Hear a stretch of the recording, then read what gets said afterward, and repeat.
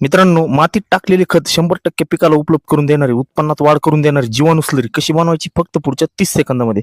सगळ्यात आधी एक प्लास्टिकचा ड्रम घ्या. जर रसायनासाठी पहिले वापरला असेल तर स्वच्छ धुवून घ्या. आता त्यात ताज्या नळाचे 170 लिटर पाणी भरून घ्या.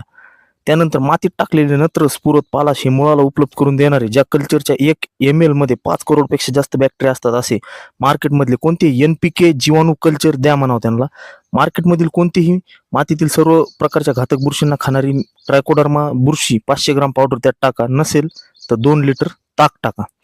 आता या सगळ्या जीवाणूंना खाण्यासाठी त्यांचा आवडता आणि कार्बनचा मुख्य सोर्स असलेल्या काळा रसायन विरहित 5 किलो गूळ बारीक करून त्यामध्ये टाका. आता हे मिश्रण झाडाच्या सावलीला 72 तासासाठी ठेवा.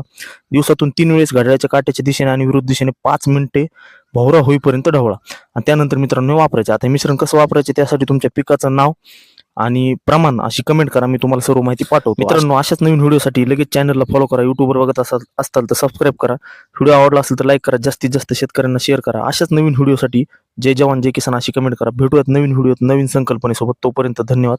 रामकृष्ण हरी.